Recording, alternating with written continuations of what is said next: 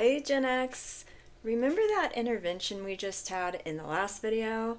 So this is the part where we actually do something about it.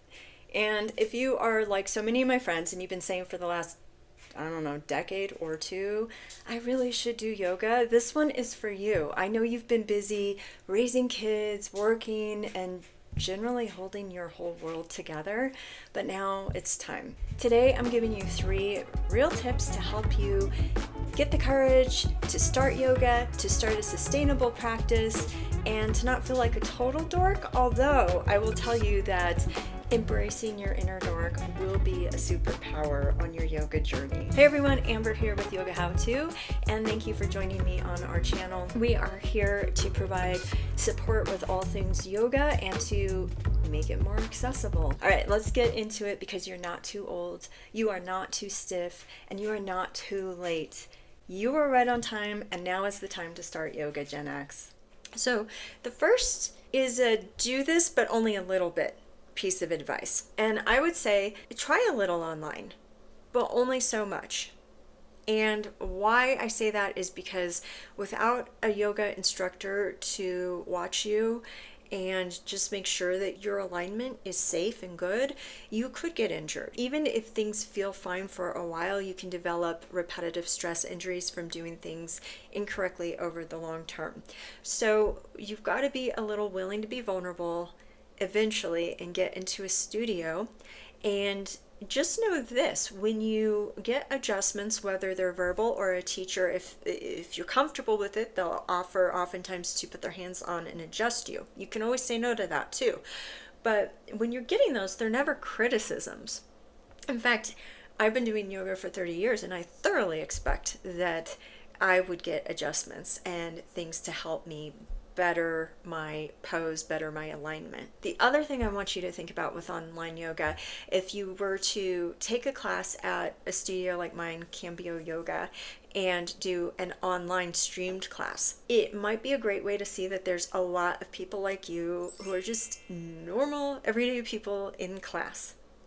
However, sometimes the camera is aimed just at the front row, and that tends to be where just as the room fills up, the people who've been practicing for a longer time, the people with the practices that might look to you as more intimidating, that's where they might line up. So don't think that that's representative of what's happening in the rest of the room or the rest of the studio, okay?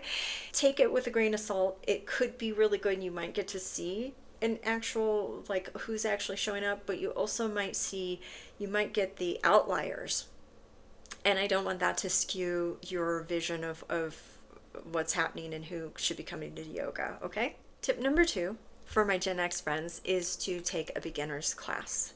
And this is important because when we just hop into the deep end, particularly with more rigorous physical practices like vinyasa or hot yoga, things like this, they can feel great at first, but we really want to spend the time in a beginner's class going several times to just get good alignment, slow things down a bit, have a teacher really get a chance to look at us, just to make sure that we're building a sustainable practice and not going to get injuries or even just overdo it. Along with this, with going to a beginner's class, I want to add that yoga is not a competition. You can't win yoga. No one in the room is going to win yoga. It's just about going and breathing and making these weird shapes, sometimes with our bodies, and feeling better. If your teacher offers up what's called sometimes modifications or alternatives to the hardest version of a pose, try those out, especially in the beginning. And realize that the people who have the most long-term practices, the reason their practices are sustainable is because they do modify their practice all the time. Every day is different. Yesterday is different from today, depending on so many things. But also there's injuries, there's illness, there's things going on with bodies that change things. So understand that using props like the blocks you might see your teacher offer, things like this, or taking different versions other than the like pose and all its like wow factor glory, is actually a practice of doing yoga, because we are being mindful of what our bodies actually need. So when you're doing that, rather than forcing it, you're actually doing the best yoga you can be doing. Tip 3, and this one, we've talked about picking the right class. We also want to pick the right studio. And how do you know what the right studio is? Well, you don't really know till you get into it and try it. But there are some ways you can guess as to what the studio's focus is. And one of the biggest things to do is look at their social media.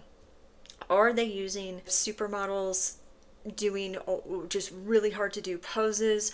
Are they only featuring their most physically fit, young, agile, flexible teachers? Are they showing community members? Now, if you're like, I look, but I don't see people who look exactly like me. I know at our studio, we'll do open calls and we'll say, please come represent. We want your face in our social media. We want real people, real practitioners, so that it opens the door for other people.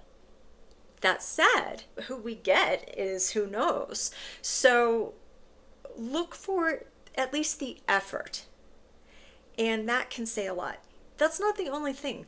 Also look at the kinds of poses people are doing in the pictures. Are they using props? Are they only doing the most extreme version of the pose? It's not that these things are wrong, but there are some studios out there where there's just a very strong emphasis on that kind of stuff.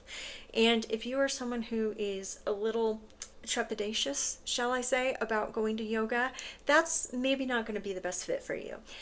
Look for a place that's using imagery and language that feels welcoming to you, where instead of going, oh my God, that's scary to go there, you're going, oh my God, I'm scared to go to yoga, but I think I can go there. That's the feeling you want. So check out those sorts of things. And if it doesn't work, realize it might just be that teacher wasn't a good fit. So try them again. If it still doesn't work, then get out there again. Keep trying, because here's the thing. There is a yoga for you. There is a yoga practice that is going to be right for everyone. It can be, we try to offer a variety of classes, and a big part of this is because not all people are the same. And that's something that's important for you to recognize too.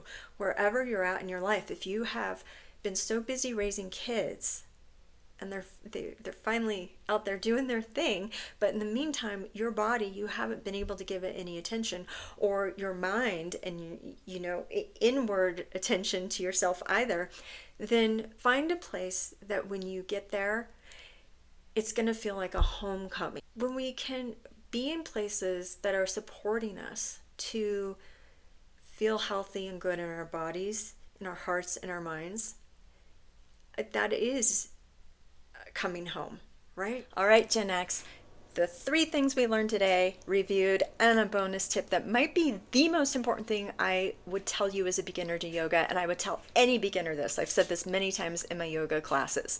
So tip number 1, try it at home if that makes you more comfortable first, if it just helps you to get used to it, but don't stay at home forever. Tip 2, find a class that's right for you. If you're not sure, reach out to the studio you're looking at.